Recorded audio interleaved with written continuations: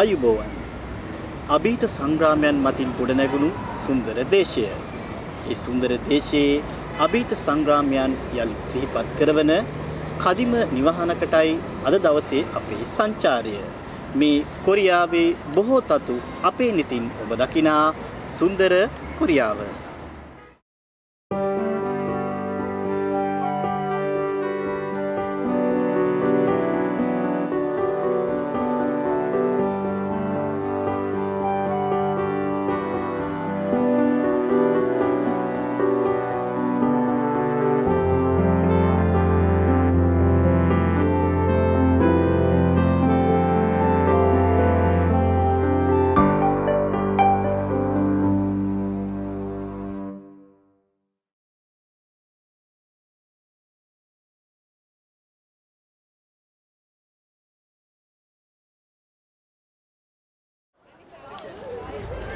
හොඳයි.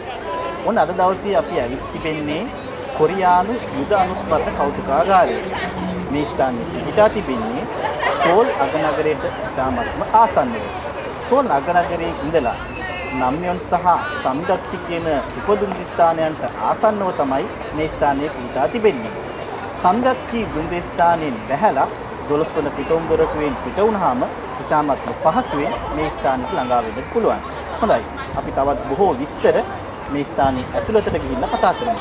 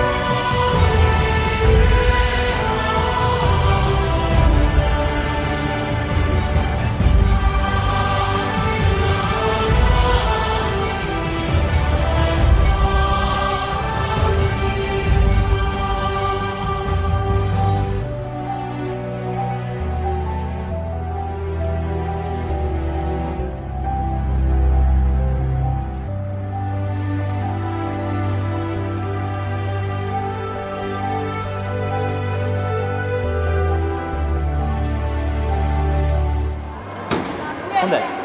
ඔන්න දැන් අපි මේ ස්ථානයේ ඇතුළතට ඇවිල්ලා ඉන්නේ. මේ ස්ථානයේ තරමක් විශාල කෞතුකාගාරයක්. ප්‍රමාණයෙන් වර්ග මීටර් 20000ක් පමණ වන කෞතුකාගාරය 1993 අවුරුද්දේදී ඉදිකිරීම අවසන් වෙලා තිබෙනවා. නමුත් මහජනතාව සඳහා මුක්ත වෙලා තිබෙන්නේ 1994 ජුනි මාසේ 10 වෙනිදා. කොරියානු මෙන්ම ආනයනික උපකරණ 13000කට අධික ප්‍රමාණයක් මේ ස්ථානයේ මහජනතාව සඳහා ප්‍රදර්ශනය කරනවා. ඉතින් මේ ස්ථානයේ තවත් බොහෝ තොරතුරු අපි මේ ස්ථානයේ ඇතුළතට ගිහිල්ලා කතා කරමු.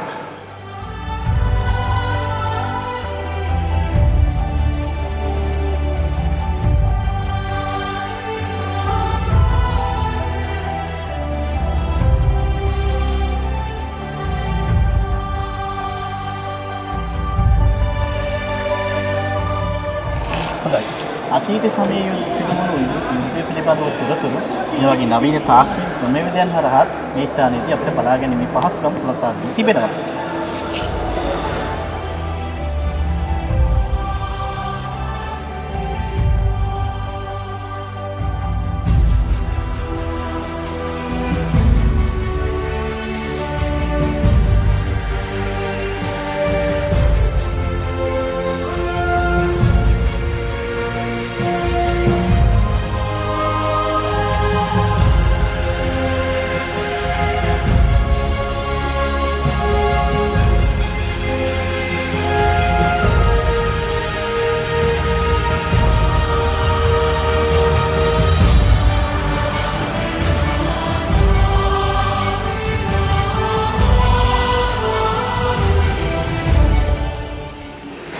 ප්‍රදර්ශනාගාර 8කින් සමන්විත මේ කෞතුකාගාරයේ තුල අපි යුද්ධ ක්‍රම, ඒ වගේම 1950 දශකයේදී උතුරු කොරියානුවන් හා යුදලතුන් යුද සමයේදී අතීත මතකයන්, ඒ වගේම යුද ආයුධ මේ වගේ බොහෝ විස්තර මේ ස්ථානයේ දැක බලා ගන්න පුළුවන්. මේ ප්‍රදර්ශනය කෙරෙන්නේ ඒ වගේ යුද ආයුධ කිහිපයක්.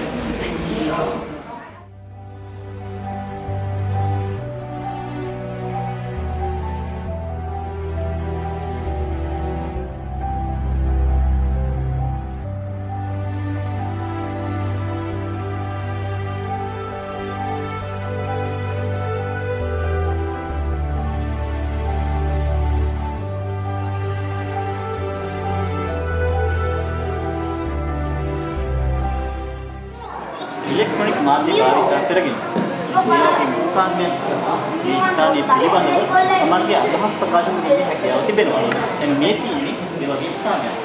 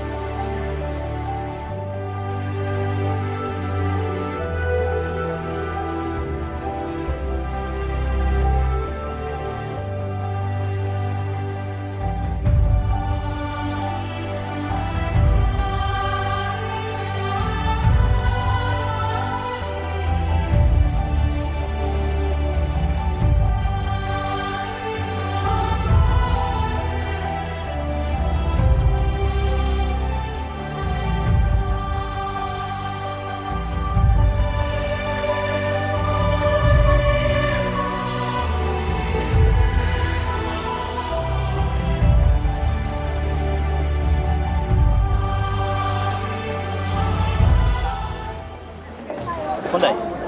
අංගනයන් 8කින් සමන්විත මේ යුද අනුස්මරණ කෞතුකාගාරය. දැන් ඔන්න අපි ඇවිල්ලා ඉන්නේ බාහිර යුද අංගනයේ. ඇත්තටම අංගනයන් 7ක්ම තිබෙන්නේ අභ්‍යන්තරය තුල. වසර 2500කට ආසන්න ඉතිහාසයක් දිවෙන මේ කොරියානු භූමියේ පුරාවට අපිට දකින්න ලැබෙන්නේ සංග්‍රාමයක්. ඉතින් මේ සංග්‍රාමයන් මතින් තමයි අද වන විට දකුණු කොරියානුවන් මේ සුවිසල් ජයග්‍රහණයන් ලබාගෙන තිබෙන්නේ. ඇත්තටම වයස අවුරුදු 19 සම්පූර්ණ වුණු සෑම කොරියානු ජාතිකයෙක් වසර දෙකයි මාස කිහිපයක සීමිත යුද්ධ අභ්‍යාස පුහුණුවක් ලැබීම අද වන විට අනිවාර්ය වෙලා තිබෙනවා.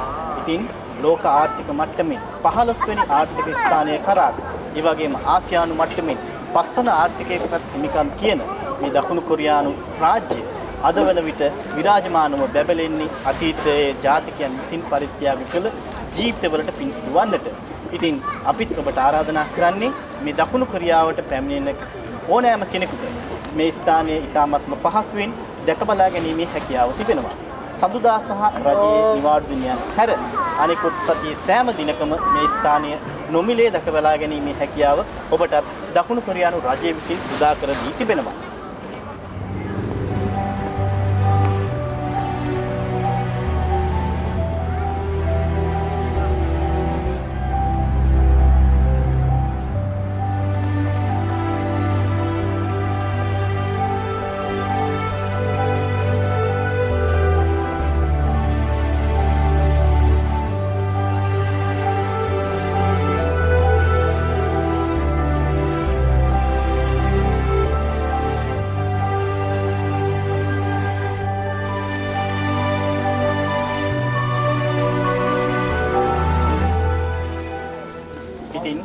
දශක 3ක යුද ඉතිහාසයකට හිමිකම් කියන අපට මෑත කාලීනව යුද්ධය පිළිබඳව තිබෙන්නේ ශ්‍රී ලාංකිකයන් හැටියට සොඳුරු අත්දැකීම් නම් නොවේ. කොරියානු ජාතිකයන්ටත් යුද්ධය පිළිබඳව තිබෙන ක්‍රූර මතකයන් මෙලෙසින් දැක බලා ගැනීමේ හැකියාව මේ කොරියානු යුද අනුස්මරණ කෞතුකාගාරය හරහා උදා දී තිබෙනවා. ඉතින් කොරියාවේ තවත් බොහෝ සොඳුරු දසුන් ඔබ වෙත තිළින කිරීමේ බලාපොරොත්තුව ඇතිව අද දවසේදී අපි මේ කොරියානු යුද අනුස්මරණ කෞතුකාගාර භූමියේ සිට ඔබට මෙලෙසින් සමු දෙනවා.